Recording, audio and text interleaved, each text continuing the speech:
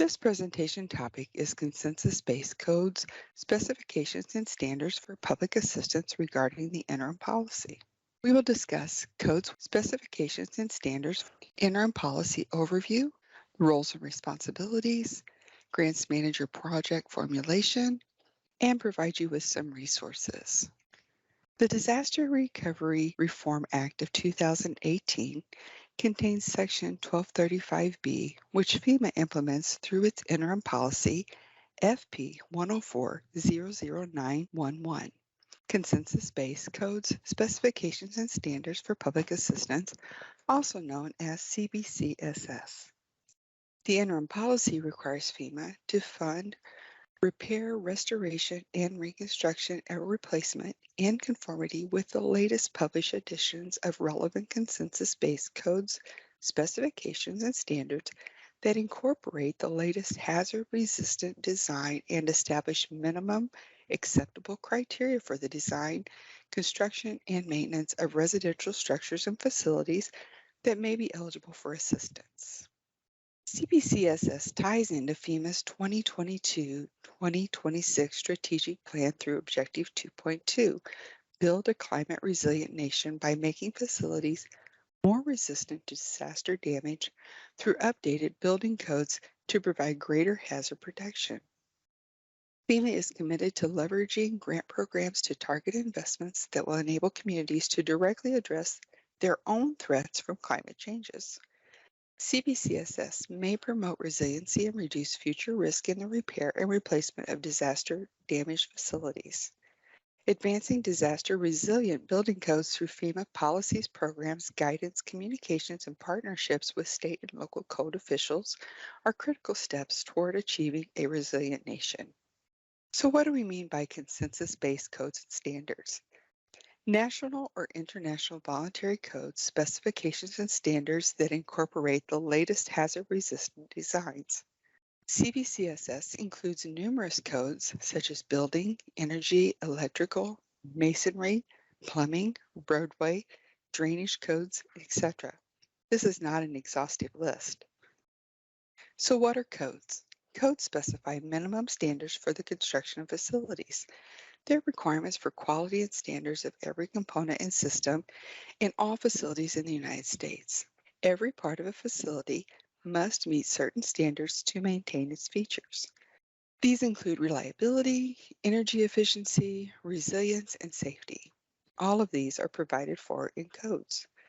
Simply restoring the pre-disaster condition of the damaged facility may not be eligible if it does not meet consensus-based codes and standards. Pre-2019, FEMA restored facilities in accordance with codes and standards adopted for that community. Post-2019, FEMA requires CBCSS. Let's talk about building code adoption.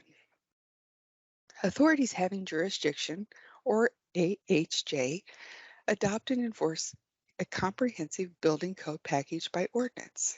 They can adopt model codes in their entirety or amend them as necessary depending on their laws and regulations. Model building codes are minimum design provisions and construction practices established by nationally recognized coordinating bodies. They're used as templates for AHJs to use when developing local ordinances. Model building codes are developed using consensus processes, and they reference national consensus standards and specifications. Standards and specifications are developed by subject matter or industry expert groups. Codes take advantage of the work done by these groups by referencing these documents. Codes prescribe what should be done. Standards lay out how to do it, including technical criteria, and specifications are more product quality details. Codes are written in legal language, and standards can be written in legal language or in less formal language. But if an authority is having jurisdiction or that AHJ adopts a model code into their ordinance, the provisions of the codes and reference standards become legally enforceable.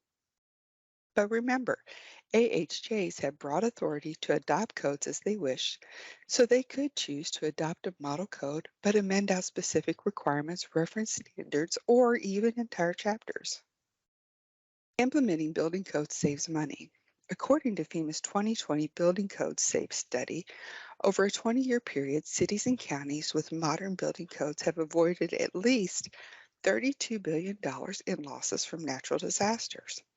Future analysis predict $132 billion in savings by 2040. Now let's look at the interim policy. The goal of CBCSS interim policy is to promote resiliency and reduce future risk in the repair and replacement of disaster damaged facilities funded by FEMA's Public Assistance Program. CBCSS interim policy defines the framework and requirements for consistent and appropriate implementation of consensus-based design, construction, and maintenance codes, specifications, and standards for public assistance to promote resiliency and achieve risk reduction. Application of the latest nationwide consensus-based code specifications and standards that incorporate hazard resistance for public assistance funded projects will protect lives and property. Use of consensus-based code specifications and standards that include hazard-resistant design and criteria will further FEMA's core mission to protect lives and property by increasing the safety and resilience of facilities that receive PA funding. It will increase the resiliency of communities after a disaster. Facilities restored to a code, specification, or standard that includes hazard-resistant designs and criteria will be strengthened and experience fewer interruptions and less damage in the future, enabling those facilities to continue to function during and after a disaster. It will support the efficient use of federal dollars. Applicants using consensus-based code specification and standards that incorporate hazard resistance criteria for federally funded projects will reduce future vulnerability of disaster damaged facilities, thereby reducing the need for future federal disaster recovery funding and other assistance. This interim policy supersedes the Public Assistance Program and Policy Guide subsection, FEMA required minimum codes and standards. Previously, FEMA limited funding to only cover codes, specifications, and standards that were locally adopted and consistently implemented. However, with this policy, FEMA will fund upgrades beyond what is locally adopted. Simply restoring to pre-disaster may not be eligible.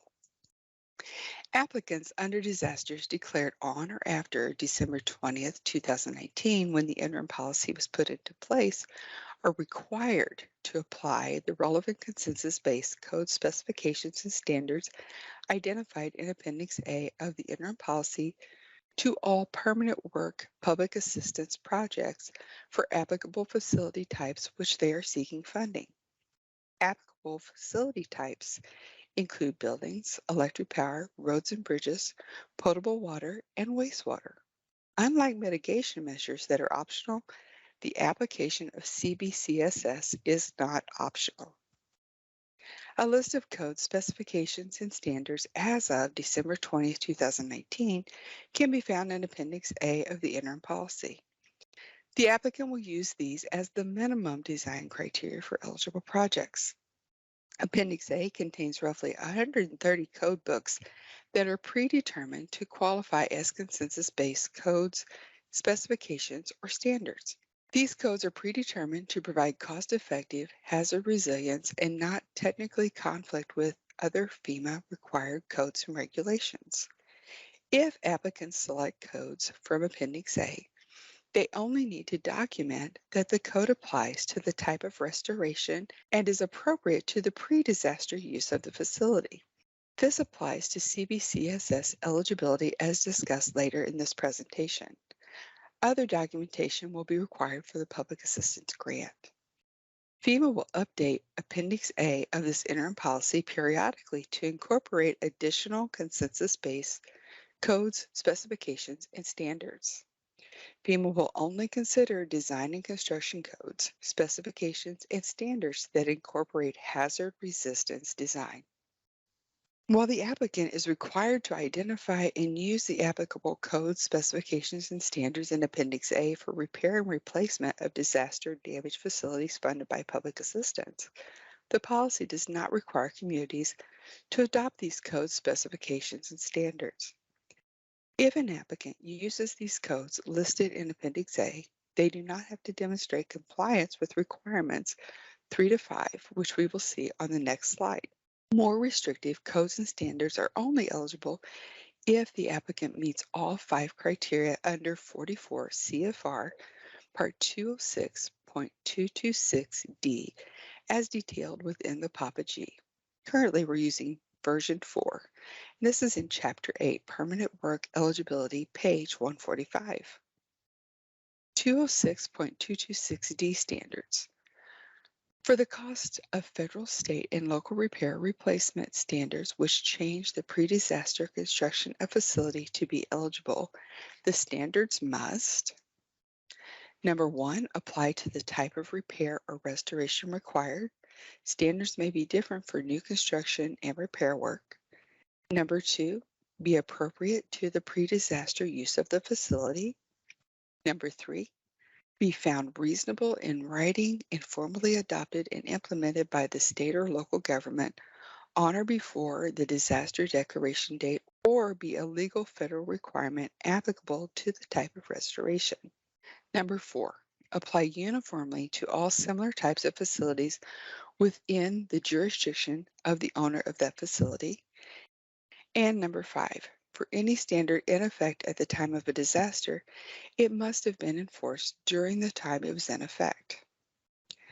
Applicants using CBCSS from Appendix A only need to document that their project meets the first and second criteria listed here, with additional considerations as discussed on slide 16. The September 28, 2022 CBCSS memo states, the list of approved codes, specifications, and standards outlined in the appendix is not exhaustive. Applicants are not limited to using codes, specifications, and standards listed in the appendix to be eligible for public assistance funding. Applicants who use different state or locally adopted codes, specifications, or standards with resilience criteria that are comparable to or more stringent than those listed in the appendix are eligible for funding and will be reimbursed for those costs. The applicant must use the following criteria when implementing any of the consensus-based codes, specifications, and standards identified in Appendix A.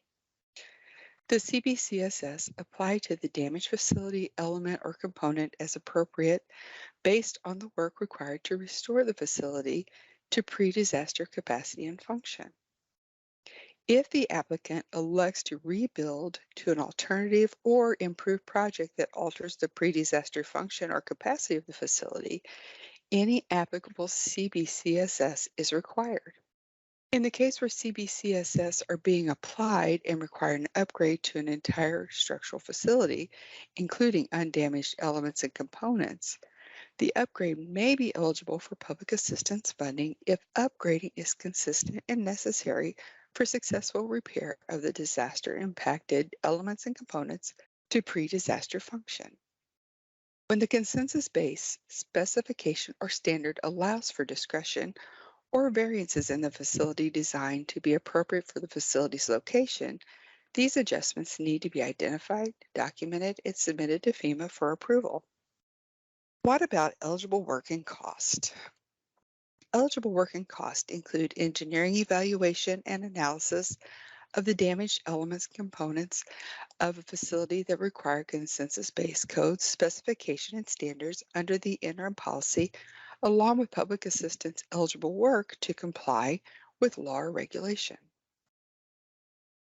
Funding for CAP projects, improved, alternate, or alternative procedures, will be based on the estimated amount to restore the facility to its pre-disaster capacity and function, including any eligible work such as work required by the consensus-based code specifications and standards in Appendix A. The scope of work will be based on pre-disaster capacity unless the adopted code or standard requires an increase to that capacity. The policy does include some exceptions. The interim policy may be deviated in situations where an applicant can demonstrate compliance with these codes would create an extraordinary burden on the applicant or is otherwise inappropriate for the facility, such as adversely affecting a facility that's been listed or is eligible to be listed on the National Register of Historic Places. Applicants are responsible for justifying a finding that applicable consensus-based codes, specifications, or standards falls into one of these deviations. This policy exception request process is detailed later in this presentation. So to summarize the policy requirements, failure to incorporate CBCSS minimum design criteria codes will result in the denial or deobligation of FEMA project funding. Appendix A includes required codes which apply to buildings, electric power, roads, bridges, potable water, and wastewater. Appendix A replaces minimum codes and standards policy guidance in the PAPA G. It does not eliminate the 5 criteria for other local codes. It does not change the repair replacement calculation. The scope of work based on pre-disaster capacity unless the adopted code requires increase to that capacity. Where code upgrades to capacity is required, those upgrades will be funded directly by 406 public assistance. CBCSS roles and responsibilities. Applicants are responsible for applying the eligible code specifications and standards to a facility.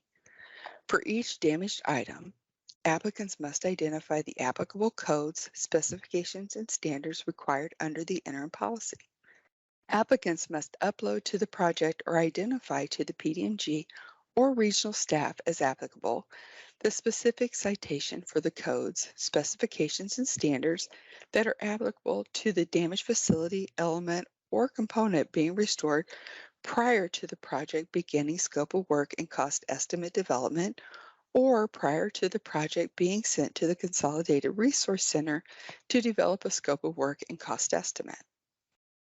If a locally adopted code, the applicant must provide information or documentation to substantiate that the locally adopted code specification or standards is equivalent to or more stringent than the consensus-based code specification or standards, meets FEMA's eligibility criteria as defined on page 145 of the Public Assistance Program and Policy Guide, or the PAPA G, version 4.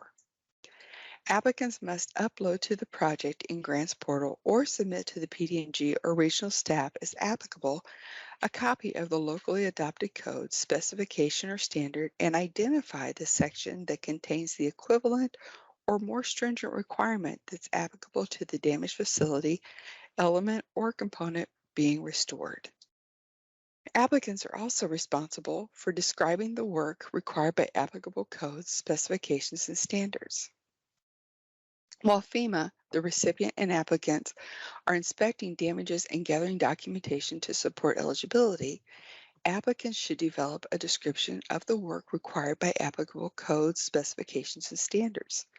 This information should be captured on the scope survey template. The scope survey template can be found in the Public Assistance Delivery Toolbox. The description should identify specific damage inventory line item numbers and associated elements or components affected and describe how each code specification and standard applies. It should clearly describe the work related to the codes, specifications, and standards and provide design drawings, component list, or other similar documentation. It should also include dimensions and quantities for all components. And finally, it should describe the direct relationship between disaster-related damage and any upgrades to undamaged elements. If a consensus-based code, specification, or standard allows for discretion or for variances in the facility design to be appropriate for the work facility's location, the applicant should identify the adjustments to the work and the section of the code, specification, or standard that allows for the chosen design or construction variation. The applicant should provide the information in the scope survey to the PDMG prior to the applicant beginning to develop a scope of work and cost estimate or the project being sent to the Consolidated Resource Center to develop a scope of work and cost estimate. If an applicant chooses to develop the project scope of work and cost estimate, they are responsible for ensuring that applicable codes, specifications, and standards are incorporated and fully documented. The applicant's verification requirements. Outcomes should verify compliance with the requirements and be validated by FEMA.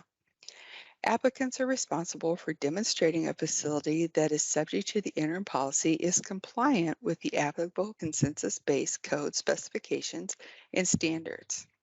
As soon as feasible, but no later than when requesting project closeout, applicants should provide the recipient with written certification from a registered engineer, design professional, or other qualified individual that confirms that all PA-funded work was completed in accordance with the codes, specifications, and standards identified by the applicant for that project. Acceptable forms of proof include, but are not limited to, written certification by a registered engineer, a design professional, or other qualified individual.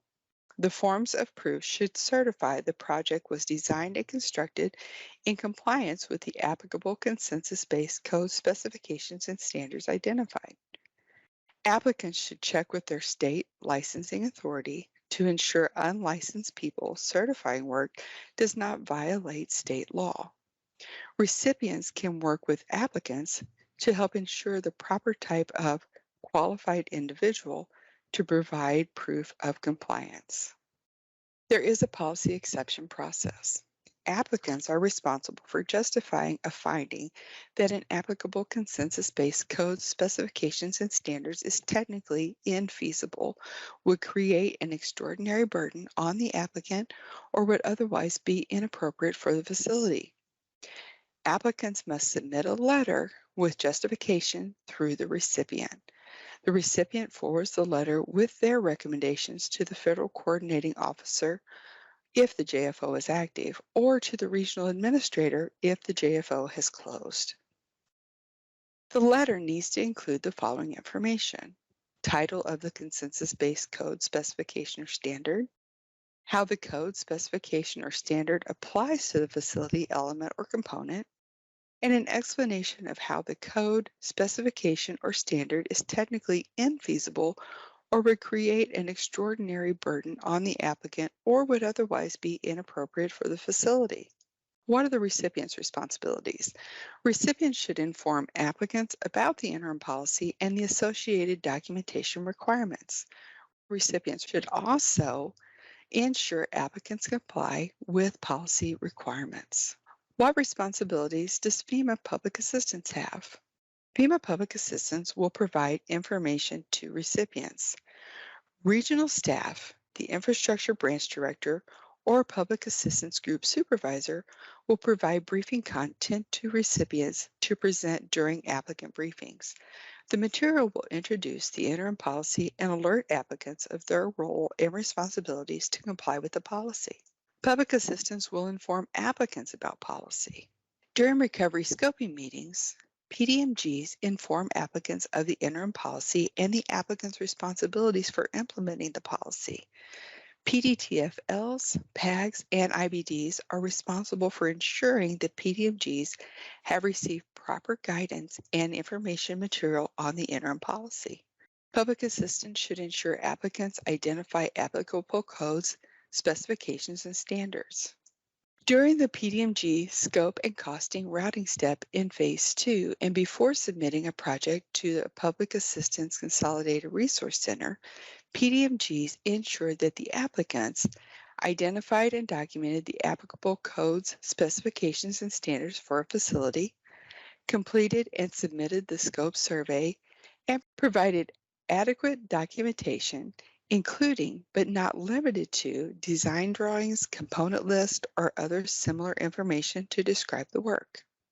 PDMGs or regional staff, as applicable, ensure that the scope survey is answered and uploaded in Grants Manager.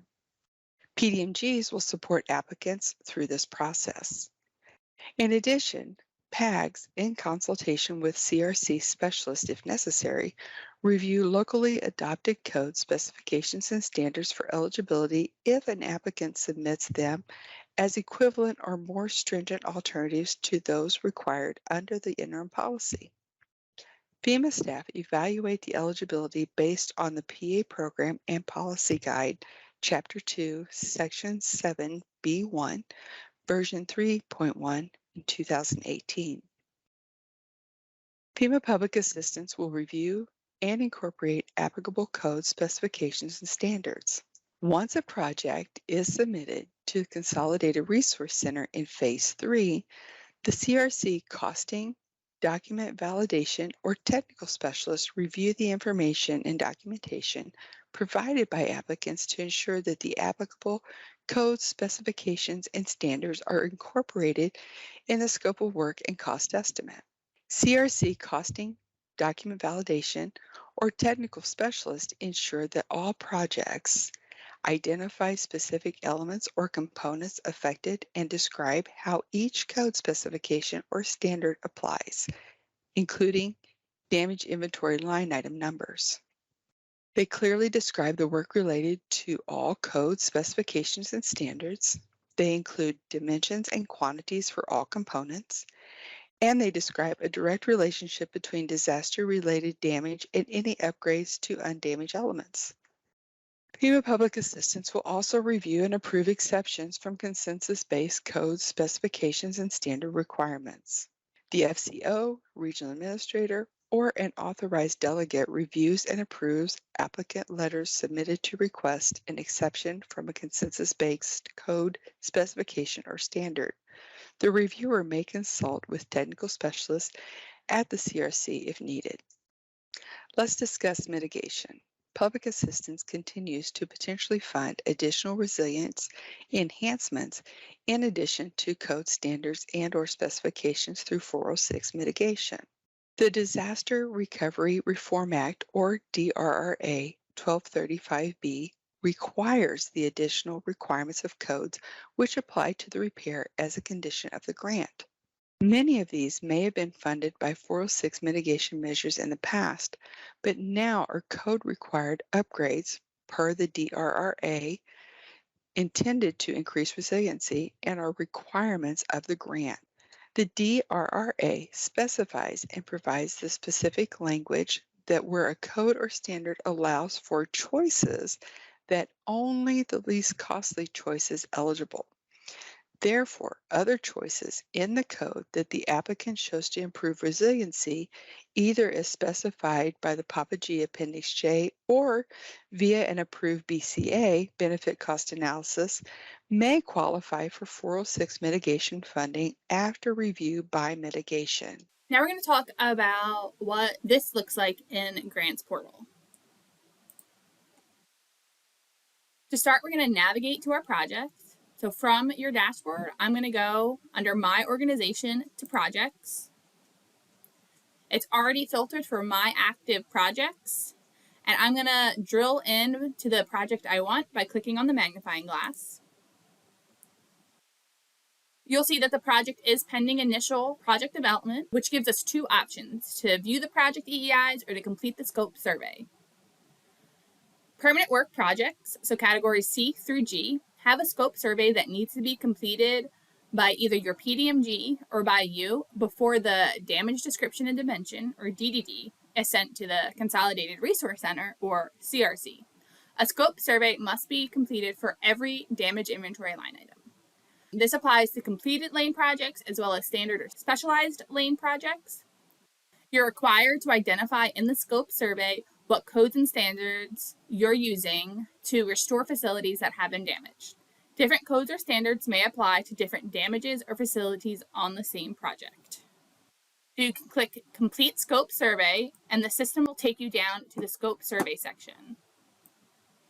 You can see here that your PDMG has already filled out one of the damage inventory line items scope survey. If we click the drop down, we can go to this other damage inventory line item, and we see this is unanswered. To answer, click Manage Scope Survey, and then click Edit Scope Survey.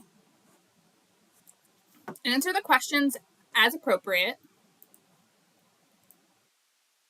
For question 2, which of the following types of codes, specifications, and standards apply to the restoration, replacement, relocation, or alternate scope of work? For this demonstration, we're going to hit consensus-based codes and standards. However, if you didn't know, you could hover over the I in a circle to get additional information. Once clicked, you'll see the description box popped up, It's here that you're going to identify the applicable codes, specifications, and/or standards that you're using to do the repair. You should also develop a description of the work required to comply with those standards. The description should clearly describe the work related to the codes, specifications, and standards, and provide design drawings, component list, or other similar documentation per damage inventory line item. It should include dimensions and quantities for all components, and it should describe the direct relationship between disaster-related damage and any upgrades to the undamaged elements.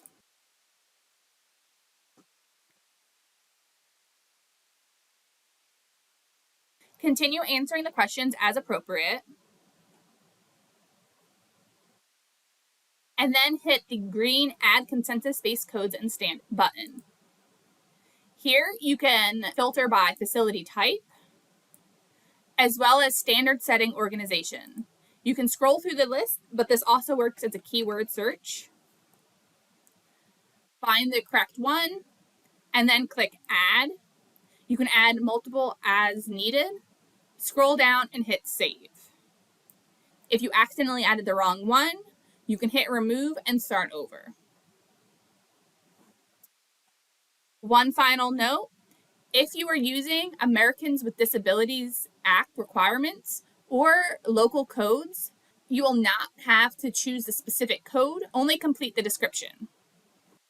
Finally, scroll up and hit Save Scope Survey, and then you want to make sure you hit Complete and Lock. You know you've been successful when it changes to Unlock for rework. And I can go over to our dropdown, and you can see both scope surveys are completed.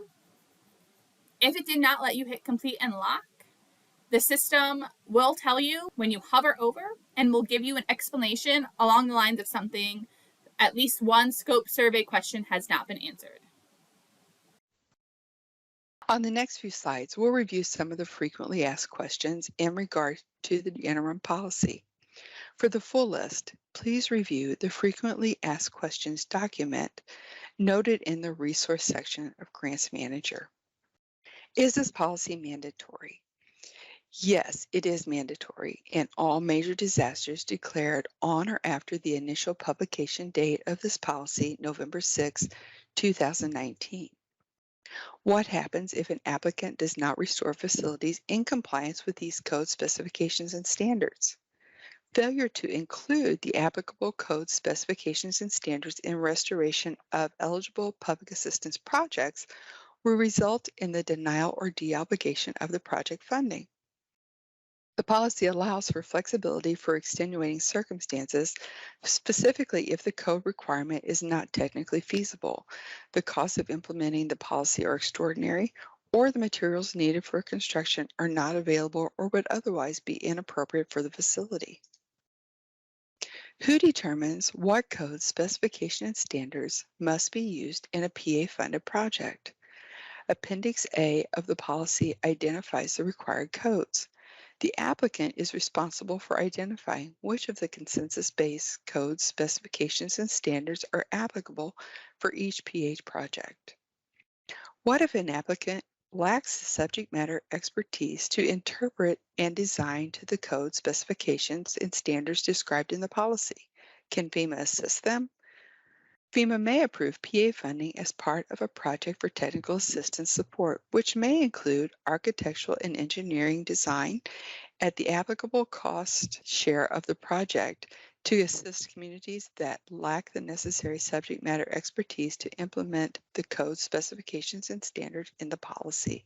What if an applicant completes work immediately after a disaster and does not incorporate the applicable code specifications and standards? Failure to incorporate the applicable code specifications and standards will result in denial or deobligation of some or all of the project funding, subject to Section B.3 of the policy. Applicants that undertake work immediately after the disaster should ensure they are meeting PA requirements if they anticipate that they will be applying for PA funding. Will FEMA fund the increased cost associated with complying with this for a project at a higher federal cost share? No, the costs associated with meeting and requirements of this policy are eligible for reimbursement based on the cost share for permanent work for the disaster. What if an applicant does not have the financial means to purchase the code specifications and standards included in the policy's Appendix A? An applicant may include the cost for purchasing a code, specification, or standard on a specific project in the engineering and design expenses for the project. This is a one-time purchase per disaster where the applicant can use the code specification or standard for similar projects. How has the 50% rule calculation changed due to the Simplifying the Public Assistance Program Part 2 memo from September 6, 2022? FEMA is providing applicants the option to not use higher consensus-based code specification and standards in the 50% rule calculations. Costs associated to meet existing federal, state, local, tribal, and territorial codes and standards must be included in this calculation. Final PA eligibility and funding will still be determined in accordance with the requirements of the CBCSS policy. Who determines how the code specifications and standards apply to an applicant's facility? Applicants identify the applicable code specifications and standards and should develop a description of the work required to comply with those standards. The description should identify specific elements or components affected and describe how each code specification or standard applies, include damage inventory line item numbers, describe the work related to the code specifications and standards, and provide design drawings, component list, or other similar documentation. It includes dimensions and quantities for all components. It should describe the direct relationship between disaster-related damage and any upgrades to undamaged elements. If the consensus-based code specifications and standards allow for discretion or for variances in the facility design to be appropriate for the facility's location, applicants must identify the adjustments to the work and the section of the code specification or standard that allows for the chosen design or construction variation. This slide shows additional resources that are available for the Interim Policy, the Disaster Recovery Reform Act. Also, micro-trainings are posted on YouTube. You can click the links on this slide to access additional resources. PDMGs and their applicants should refer to the consensus-based code specification and standards, interim policy, job aid, and frequently asked questions. These may be found in Section 1235B, Consensus-Based Codes and Standards link as seen on the slide. You can also navigate there by inputting FEMA CBCSS in the search bar. Now we have some compliance information for you. If you are working with any documents used for a FEMA grant, you are responsible for safeguarding personally identifiable information, or PII. PII refers to anything that can be used to directly or indirectly identify an individual. Some examples of PII are names, addresses, social security numbers, and financial account information. This type of information must not be uploaded into Grants Portal or Grants Manager. To report corruption, waste, fraud, abuse, mismanagement, and/or misconduct, contact the Department of Homeland Security Office of Inspector General by phone at 1-800-323-8603 or via the website or mailing address listed on the screen now. Procurement requirements are among the most complicated parts of the PA grant process, and noncompliance can result in deobligation of funding. Please make sure that you are following FEMA's procurement guidance for recipients and subrecipients. Federal requirements for procurement and contracting are described in 2 CFR Part 200. The Procurement Disaster Assistance Team, or PDAT, offers some training and tools on their website, www.fema.gov/grants/procurement. For technical assistance with Grants Portal or Grants Manager, you can call the PA Grants Portal Grants Manager hotline at 866-337-8448. National hours of operation are 8 a.m. to 6 p.m. Eastern, Monday through Friday. The hotline can also be reached by email at FEMA-recovery-PA-grants@fema.dhs.gov. We have many other recorded webinars and tutorial videos available on our YouTube channel. You can find them by searching for FEMA Grants Portal on YouTube or by navigating to the Support Center in Grants Portal or Grants Manager. Thank you for watching.